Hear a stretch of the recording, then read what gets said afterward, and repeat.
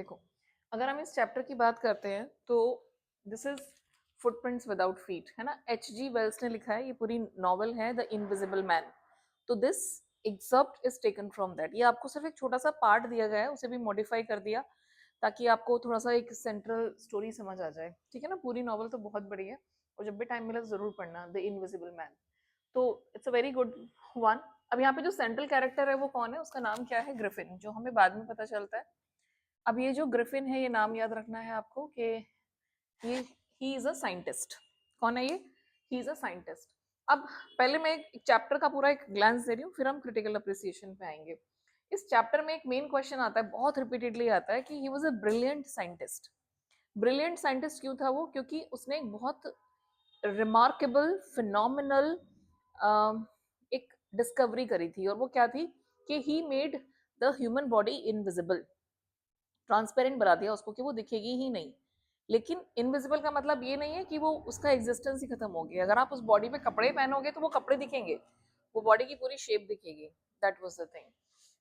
तो फिर ये जो ब्रिलियंट साइंटिस्ट है, ये लॉलेस मैन कैसे बन गया, ऐसा क्या हुआ इसकी लाइफ में, इसके सर्कमस्टांसेस जिसने इसे लॉलेस बना दिया, मतलब क्रिमिनल बना दिया। इसने बहुत सारे क्राइम्स करे। तो ये लिस्ट है उन क्राइम्स की जो आपको याद करनी है सबसे पहले तो, क्योंकि पूरा चैप्टर याद करना है, उसकी डिटेल्स याद करनी है। And this is the first thing that you have to remember. क्या याद रखना है आपको, सबसे पहले तो ये देखो, साइंटिस्ट था, he was staying as a tenant. वो एक जगह पे रह रहा था, और वहां पे उसका जो लैंडलॉर्ड था उसने कहा कि भाई तुम निकल जाओ यहाँ से, क्योंकि तुम्हारी हरकतें कुछ सही नहीं लग रही मुझे। तो he was quite suspectful about his, suspicious about his character, कि भाई ये कुछ गड़बड़ कर रहा है। साइंटिस्ट तो है बट ये कुछ गड़बड़ कर रहा है, क्योंकि कभी ये कैट मार देता है, ऐसी बहुत सारी चीजें होती है नॉवल में। तो वो उसको कहता है तुम निकलो यहाँ से, eject, he wanted to eject him. अब इसको आया गुस्सा, और इसने क्या करा, इसने उसके घर में आग लगा दी। लेकिन आग लगाने से पहले अपना जो भी सामान था, बुक्स थी, वो सब आइपिंग विलेज भेज दी थी, ताकि ये शांति से वहां पर जाके एक्सपेरिमेंट कर सके, कोई इसको ना बोले। आग लगा के भाग गया। अब ये यहीं से ही इसकी क्रिमिनल वाली स्टोरी शुरू हो जाती है। इस क्राइम को कहते हैं आर्सन। कौन सा क्राइम होता है ये, आर्सन। मतलब when you set fire to somebody's property, आप जानबूझ के आग लगा रहे हो, सो दैट इज आर्सन। और इस बंदे को क्या कहेंगे, आर्सनिस्ट। तो ये कौन सा क्रिमिनल बन गया, सबसे पहले तो ही बिकेम आर्सनिस्ट। ठीक है, ये पहला क्राइम। अब ये हो गया। अब अब अगर इसको इनविजिबल, और हाँ, इसने वो जो ड्रग बनाई थी अपनी इनविजिबल होने वाली, वो खुद ही पी ली डेस्परेशन में। तो आपको यहाँ पे एक चीज समझ आ गई होगी कि जब आप इम्पल्सिवली डिसीजन लेते हो, ये कैसा डिसीजन है, इम्पल्सिव डिसीजन है। आप इम्पल्सिवली आवेग में आके कि भाई कर लो ये काम, ऐसे ही कर लो बिना सोचे समझे। ड्रग पी ली, इनविजिबल हो गया, लेकिन इसके पास एंटीडोट नहीं था।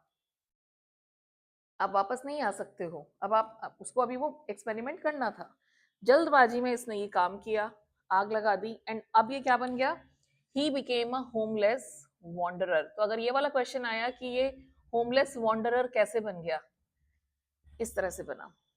और लाइफ में याद रखना कि जब भी आप ऐसे डिसीजंस लोगे बिना सोचे समझे कि बस कर दो काम, देखा जाएगा जो होगा, जैसे ब्लैक एरोप्लेन में भी हुआ था, वो जो डिसीजन था उसका क्लाउड में जाने वाला, वो भी इम्पल्सिव डिसीजन था, ओवर कॉन्फिडेंट होके।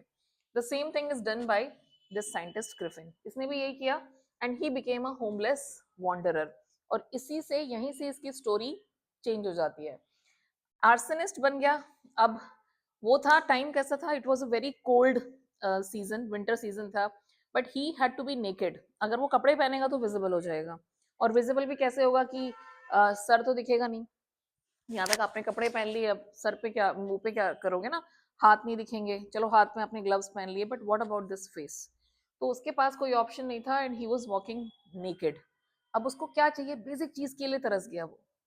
बेसिक चीज क्या होती है आपके लिए, खाना। खाना खाएगा तो वो भी दिखेगा, वो भी विजिबल होगा। तो बेचारा खाना भी नहीं खा सकता, किसी रेस्टोरेंट में जाके चुपचाप से रोटी उठा ले, वो भी पॉसिबल, रोटी नहीं, वहां पे तो ब्रेड चलती है, वो भी नहीं कर सकता।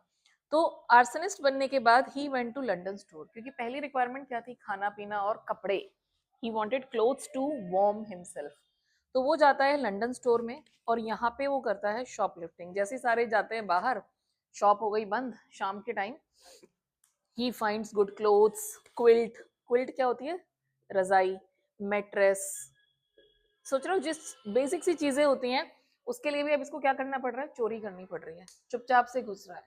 एंड जब भी आप शॉप से कुछ चीजें चुराते हो, जैसे आप किसी मॉल में गए और वहां पे आपने एक चॉकलेट उठा के खा ली, तो वो शॉप लिफ्टिंग कहलाती है। ठीक है ना, कुछ लोग चुपचाप से जेब में डाल लेते हैं कुछ चीजें, हेयर पिन, छोटी मोटी चीजें हो गई जिसपे कोड नहीं होता, तो उसे शॉप लिफ्टिंग कहते हैं। दिस शॉप लिफ्टिंग, इसमें इसने क्या क्या खाया था, there is a list here that they have given, तो ये आपको याद रखनी है। क्या चीजें थी वो, कोल्ड मीट और कॉफी ही हैड, उसको किचन में वो मिल जाती है। And he also had sweets and wine. तो लंदन स्टोर में क्या क्या मिला उसको, कोल्ड मीट, ठीक है, कॉफी, और उसके बाद कुछ मिल गई थी स्वीट्स, है ना, और स्वीट्स के साथ साथ ही गॉट वाइन ऑल्सो। तो फ्री का माल अपना उड़ा रहा था वहां पे, और क्विल्ट वगैरह सब, रजाई गद्दे खोल के, पैकेजिंग खोल के आराम से सो गया। But in the morning people could see him, at least उसकी बॉडी पूरी शेप दिख रही थी। तो पीपल स्टार्टेड, जैसे ही मॉर्निंग में सुबह आते हैं लोग, he did not wake up on time, और जो शॉप असिस्टेंट्स होते हैं वो उसका पीछा करना शुरू कर देते हैं। They chase him and he was not caught. बचा कैसे वो, किस वजह से बचा, ही रिमूव्ड हिज क्लोथ्स। तो बेचारा फिर से बैक टू स्क्वायर वन, जहां था वहीं का वहीं आ गया। ठीक है, क्या कहते हैं इसको, जहां थे वहीं के वहीं आ गए। He was back to square one. So this is what happened with him. बेचारा, और अपने, इसने अपने पैर पे खुद ही कुल्हाड़ी मारी है। He was digging his own grave. जब आप अपने पैरों पे खुद ही कुल्हाड़ी मारते हो ना, मुहावरे आते हैं ना हिंदी में, तो he was digging his own grave by his behaviour. तो इसकी क्राइम की लिस्ट बढ़ती जा रही है, पहले आर्सन, फिर शॉपलिफ्टिंग, फिर उसके बाद ये आता है ड्रूरी लेन में। ड्रूरी लेन में क्या किया था इसने, वहां पे, अब ये गया कि भाई सबसे पहले तो मुझे कपड़े चाहिए, वहां जाके इसने अलग अलग चीजें खरीदी, फॉल्स नोज खरीदी, बैंडेज खरीदा। ठीक है, बैंडेज के बाद, बैंडेज से क्या करेगा, पूरे अपने उस पे बांध लेता है साइड विस्कर्स। विस्कर्स क्या होता है, ये कल में जो होती है ना बॉयज की, उसको विस्कर्स कहते हैं। तो साइड विस्कर्स खरीदे नहीं, चुरा लिए, पिक्ड अप। फिर से इसको क्या कहेंगे हम, शॉपलिफ्टिंग, एक तरह की रॉबरी। अच्छा चलो ठीक है, आपको जो जरूरत की चीजें हैं वो आप उठा रहे हो, समझ आता है। बट उसने उस बंदे को जो वहां पे शॉपकीपर था, उसे भी मारा, उसको पीछे से हिट किया। बेचारा वो तो देख नहीं सक रहा था उसको, क्योंकि वो इनविजिबल था। हिट किया, उसे कहते हैं असॉल्ट। तो ही असॉल्टेड दैट मैन। और बुक में नहीं दिया हुआ, लेकिन जो असली नॉवेल है उसमें बताया है कि he was hunch bagged man. तो एक फिजिकली चैलेंज्ड पर्सन को आप असॉल्ट कर रहे हो, उसे अटैक कर रहे हो उसके ऊपर, और उसका बेचारे का जो भी कैश था, he robbed him of all his money। robbed him of his money, याद रखना, जब भी आप rob वर्ड यूज करोगे तो he robbed him of जरूर लगाना है, he robbed him of his money। तो बेचारे का सारा पैसा लूट लिया। so this is what he did, he was committing many crimes here।